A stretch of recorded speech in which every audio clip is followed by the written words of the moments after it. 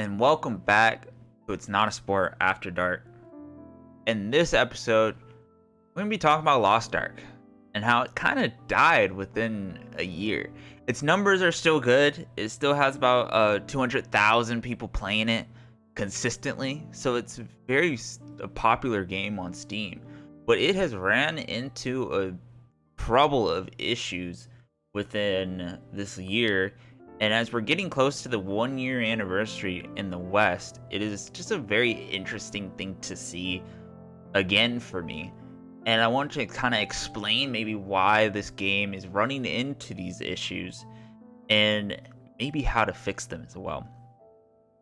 So, if you don't know what Lost Ark is a Korean MMO, and it got very, very popular for its game design director, Gold Rivers, who stepped down earlier this year, and how he would communicate with the audience, with the player base, and that Lost Ark was the only game in Korea and only MMO that was still growing.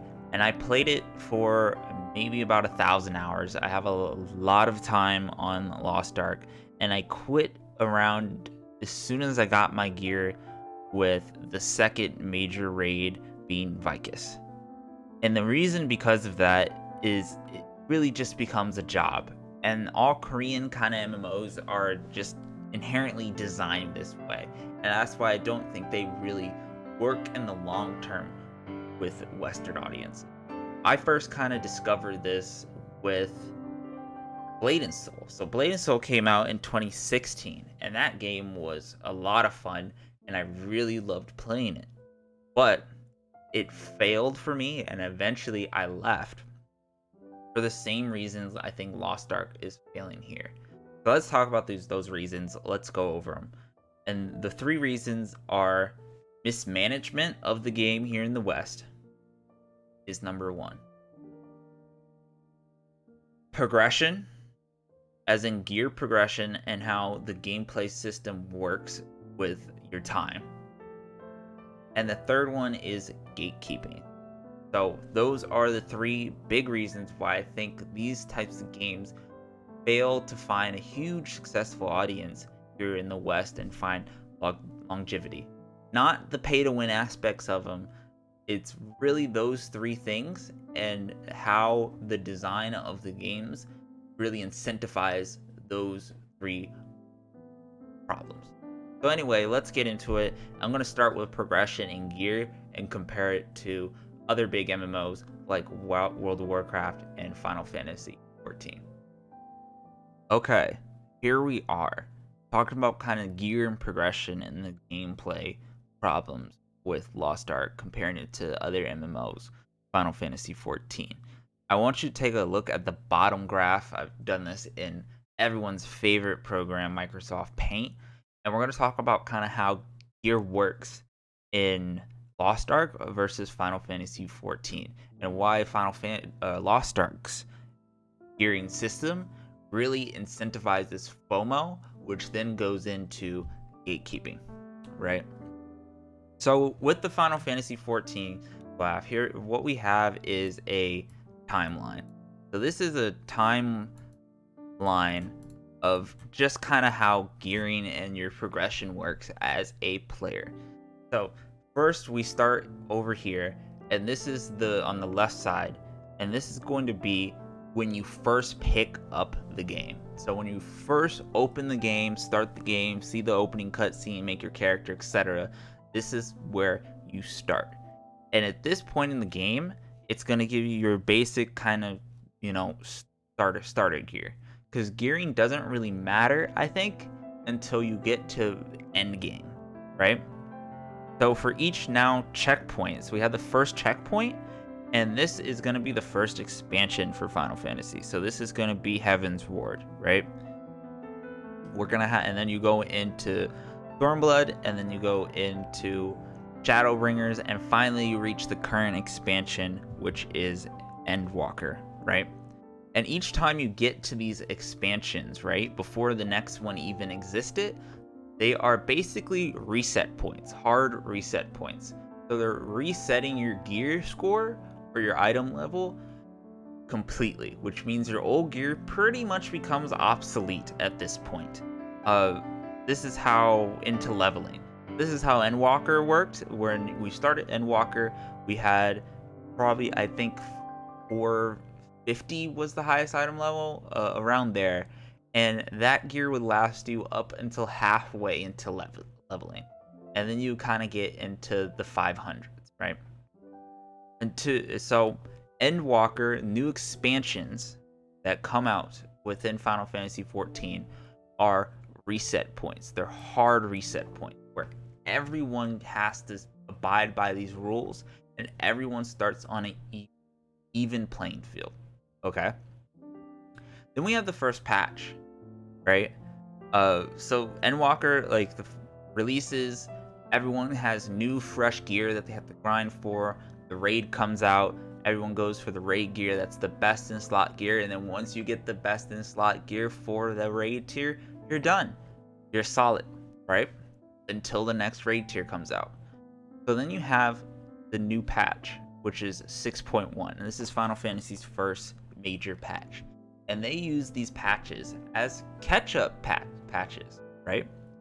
So if you weren't able to play on Endwalker, or you somehow, are behind, this patch right here catches your gear up. It accelerates your different classes, your alts, your other players who are behind, who don't have time to play. It catches people up.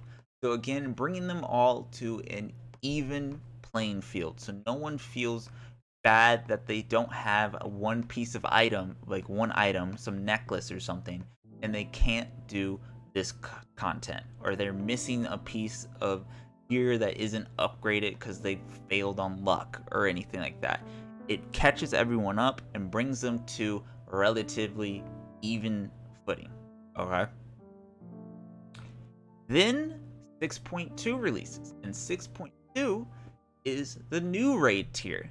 So this is what I would call a soft reset, where now we introduce the next tier of gear in the expansion. So now if we're at item level 500, it goes to 550, right? So now everyone again can continue along the lines of getting the new fresh gear. Crafters craft the new raid gear, or the new that to go into the raid. The people go into the raid and they get their new best in slot gear, and then they go into salvage and they get their even better slotting gear, and then again they are done, and it just rinse and repeats from there. 6.3 catch-up patch. You have people catching up on gear. They do the 24-man. They get a free item each week that just brings them up to par with everyone else. 6.4 new raid. New raid comes out. It's the final tier of the patch. So this is basically as high as you can go in terms of item level. So now we're at item level 600 or something for in this example, right? On 6.4, and then on 6.5 comes out again. Catch-up patch, soft reset. And then as soon as 7.1 comes out, Final Fantasy, 14 New Beginnings, or Super Saiyan mode, whatever new expansion comes out, it is another hard reset where everyone then again is at the same level. And with this, you never felt pressured to do or miss any content. The reward isn't the gear that you have, because the gear that you have doesn't matter. The accomplishment is that you're able to complete the content on the given patch, and nothing previously becomes obsolete. Even though you get better gear and it becomes easier, you still have to go through those sections of content just like everyone else did in order to catch up on the new tier gear, right? Very simple. World of Warcraft does the same thing. It does it with seasons, and then it has certain systems, mechanics to catch up your alts to your main. It's about doing the content and not the gear. The gear is there to make you feel good, and it's rewarding you for doing content. In Lost Ark now, it is the opposite. It's not about the content, it's about the gear, right? And you're doing the content to upgrade your gear as fast as possible. So no one really looks at gear in World of Warcraft to see or Final Fantasy to see if you are high enough level to do it or not. If you can do the content, if the game says you are at this item level and you can it gets you in, and we have the soft resets and the hard resets, then you're in.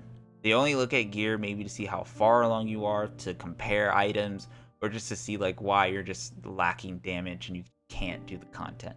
But Lost Ark doesn't incentivize that. So now let's go to Lost Ark's timeline, right? Let's look up. Lost Ark has little, I would say, milestones for gear. And these would be the item levels. So you have item level 100 would be a milestone, maybe 200 would be a milestone, 300 be a milestone. And you need to reach these little milestones in order to do the content progress. Where with WoW and Final Fantasy, you can do any dungeon in any one of the dungeons in the game as long as you meet the bare minimum item score for it. You can't do part 1 of a dungeon and then be locked out of part 2. Okay, you see what I'm saying? So with Lost Ark, you have these little milestones within these tiers. So once you get done with tier 1, you go into tier 2 and you get a reset. And then you do it again. And then once you're in tier 3, that's when the game starts to really, play. That's the end game. That's Lost Ark's current expansion. But here's the problem. With those different item breakpoints and item thresholds, you only unlock, half the content. You don't unlock all of it, and you have a chance to fail your item gear. So it's not like you just get the item and you're done with that content. You have to keep doing it over and over again to get the items in order to upgrade your gear to then progress with the content. So where each patch in WoW and Final Fantasy is kind of a new beginning or a catch-up patch, in Lost Ark, it is a wall for you to climb. It is not something to finish or complete. It is a wall for you to climb, right? And it keeps going. So then we get to Brelshaza, right? Which is the current patch that came out. And it is a soft reset. Because the score and the items don't become new. It's not a hard reset. It doesn't put anyone on an even playing field again. It just makes once you finish, tier 1, then you have to go to tier 2. So it is their 6.3 patch, for example. Or not 6.3, that's catch-up patch, sorry. 6.2, where it's a soft reset. But there's no hard reset. So this system that Lost Ark has, combined with some other things that we'll talk about in a bit, leads to gatekeeping. Because you want to finish all the content as fast as possible in one go. Because you want to upgrade your gear and just keep it higher and higher and higher. And the higher the gear is, the easier it is to complete this content. So this system kind of incentivizes gatekeeping because there's no point in which people, even new players, if you started right now on 6.3, right, which is the next Final Fantasy patch, if you start right now, you'll be able to catch up with everyone else immediately. But if you start Lost Ark right now, yes, it may have accelerate events that come once every blue moon to catch you up, but it's going to take forever. And it's just going to incentivize more gatekeeping, more toxic behavior. And this is also incentivized and more projected, where in Final Fantasy and WoW, you really only have one character. But in Lost Ark, in order to be proficient, you have to have all 6 alts make gold, to make money in the game. You have to do every single activity, every reset, every day in order to stay competitive. Where in Final Fantasy and WoW, you only have to do that on one character. And that's also because you need to get every character putting in the work, because they have so many different systems and items in play and things to level that just time gatekeep you. It's about climbing a wall over Lost Ark, not finishing the race. That is a big problem with Korean design compared to Final Fantasy and WoW's gear design. And this is main reason I went in Lost Ark and I played a support, because everyone needs support. They can't gatekeep me, and I just kind of got burnt out of the game. Lost Ark becomes a job, where Final Fantasy and WoW are still a game. Now with that out of the way, I hope that kind of explains the gear so much. Let's go talk about mismanagement of the two.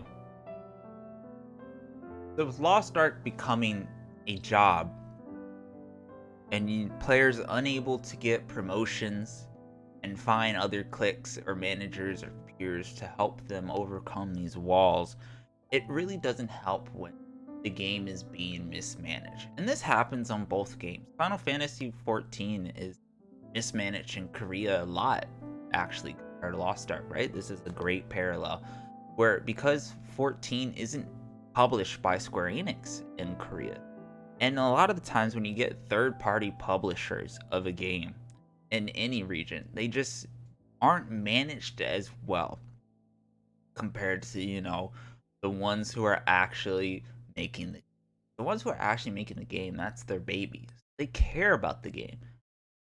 But the ones who are out there, if you hand your baby to another parent, they're not going to care about it as much as you will.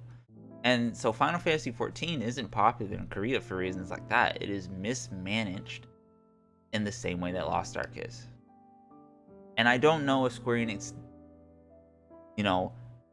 acknowledges that. But seeing the most recent event, which is kind of, I think, what's got people up in flames with Lost Ark, and how mismanaged it is. On how one side, we don't know if Amazon cares about the game, and if we don't know that Smilegate cares about us here in the West, right? And I've seen on Reddit all these posts about huge DCs, the Penon controversy, where they gave out a bunch of Penons or whatever the fuck that shitty item's called, and then they refunded it, gave it or took it back, and gave the players nothing. I think they again then reinstated it and went back on that mistake. But things like that is mismanagement. The client's poorly designed, it starts to crash.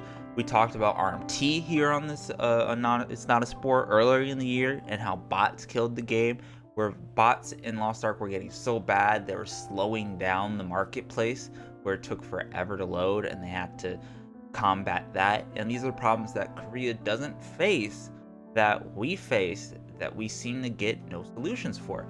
And again, I have experience with this. So one story that I will never forget is with Blade and Soul, where it came out in Blade and Soul, at a point you had to farm these crystals to get upgrades for your items. It is the Korean MMO.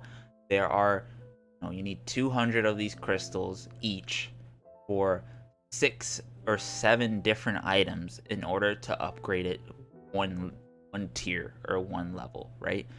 So everyone's spending all day in this one PvP Warzone content, trying to be as efficient as possible. So it's meant to be, player versus player, faction versus faction.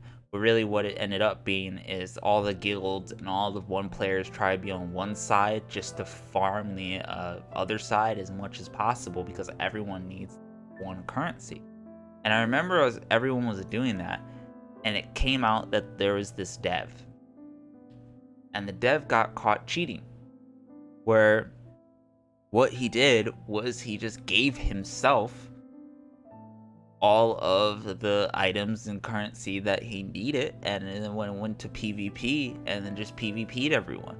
And everyone was very mad about this, because when everyone else is working their ass off, and you have certain players, even in the dev team, who are not, managing bots, controlling the economy, making items be so expensive, which again then incentivizes gatekeeping even more, because it's a job, and when you're doing your job, you want to be as efficient as possible and get things done as fast as possible. And if you're a new player, you have to be trained, you have to be babysitted, in order to be good at your job. But you can't do that because people already control all the resources and high-end resources and money like you used to, right?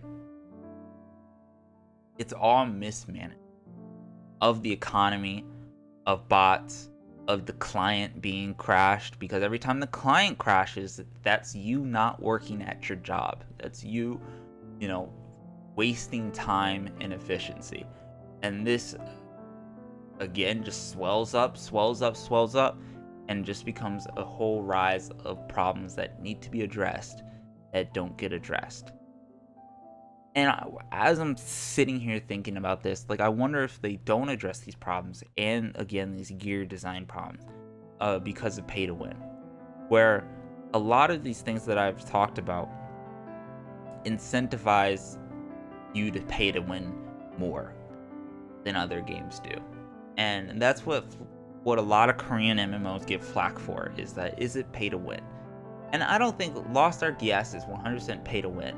But when I was playing it, I never felt like I needed to spend money in order to be relevant in the game.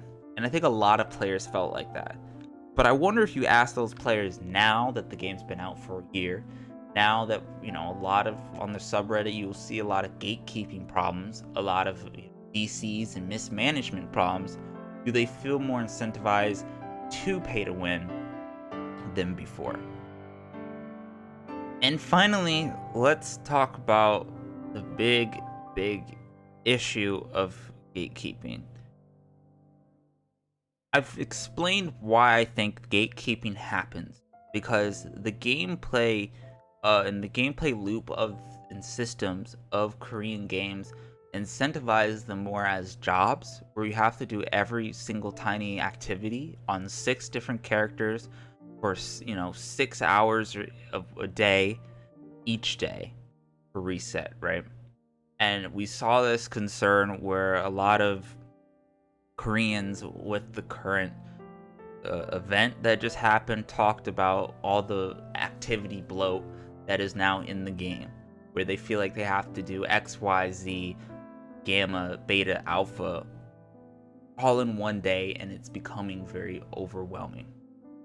And again, all of those activities incentivize jobs. It becomes more like a job, and when you want to do it as fast as possible, then you want the people with the highest gear score, the best in slot, items, tier 8, 10, or tier 10 gems, all maxed out, full salvation card set, which is just impossible to do for an average player, let alone a normal player, because, books in the economy, books to get your engravings are really expensive, and you have to do that on all 6 characters. You have to do collectibles to get, certain engravings or certain ruins, which takes time, and people don't have that much time really to dedicate into the game, and eventually it leads to burnout. So because everyone wants things done fast, the game becomes gatekeeping, and gatekeeping essentially means that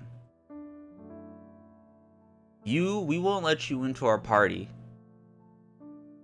unless you meet our requirements. And the bar to meet the requirements gets higher, just for the easy content. So if a raid comes out and it is 200 item level, and everyone's 200 item level, everyone does it. No one cares who's in the party, everyone just does it.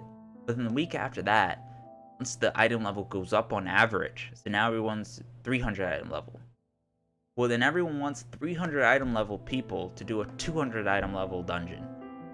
And it just keeps going up, up, up, and up until that dungeon becomes irrelevant.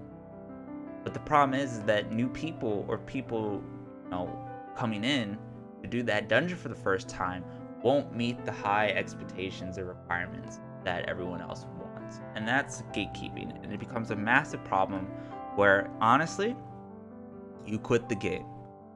It's the reason why I feel like I don't want to come back to the game right now, because I haven't kept up with it. I can't compete. And it's a huge problem in Korean games. And you don't see that in Western games. You see, gatekeeping is still a thing. Yes. But generally, if you meet the requirements to do the content, you can do it. Because it's easier. And because you're not wasting people's time. There's no real incentive to waste time, You don't have to worry about doing it on 6 other characters over again. You just do it on the one, grab whoever you can, and it's done.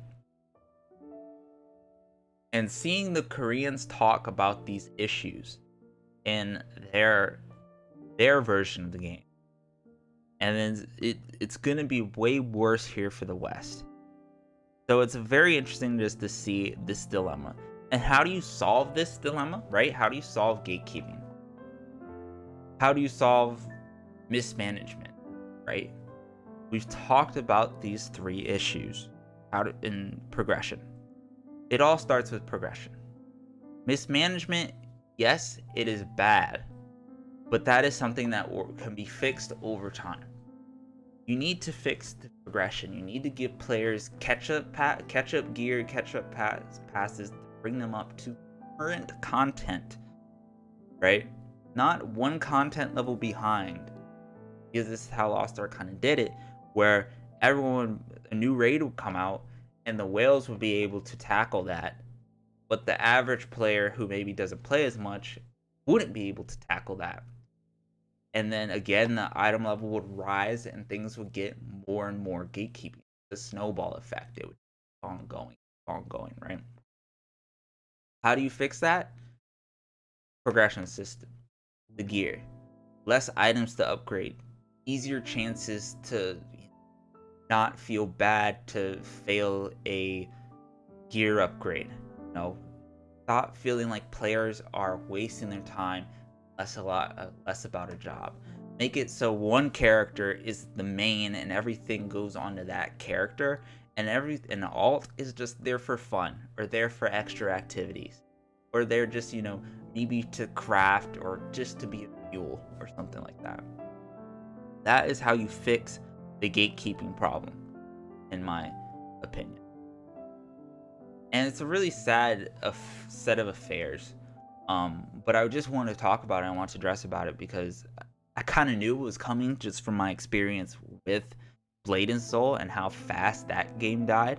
But I didn't think for Lost Ark, I thought it would take a bit more time, because my initial goal for it was to do brelshaza.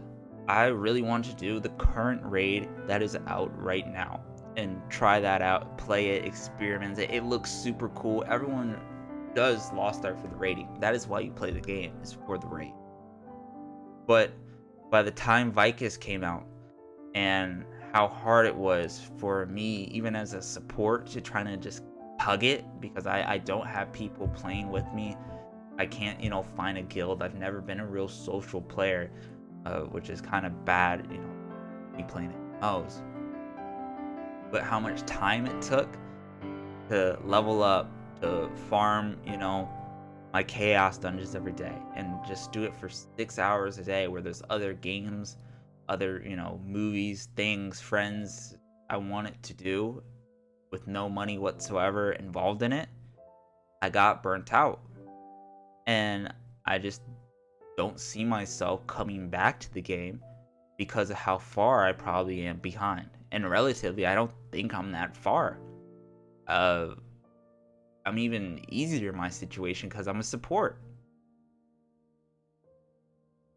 But those are the problems that needs to be fixed with Lost Ark, and I hope we see changes within the next couple years. I will probably again just come back to the game just to check it out eventually, maybe next year, but I don't think so relatively soon. Anyway, this has been your host, Salty Waffles, signing off. I hope you enjoyed this video. I hope it really kind of uh, gave your brain something to think about when it came to Korean design versus Western design. I hope you agree or would like to hear comments and conversations and talk about what you think your problems with Lost Ark is, or with this sort of design philosophy, and how we can fix it or how they can fix it. And if you think it's the same, these problems of the game are really hindering your play as well. Anyway, make sure to leave a like, comment, and subscribe. It really helps me out. Check out that bell so you can see all It's Not a Sport podcasts and content that's up. Check out our old videos as well, and the RMT video if you want to see all those bots and Lost Ark and how they were plugging the game earlier on and still are. This has been your host, Salty Waffles, signing off, and I hope you're having a wonderful climb.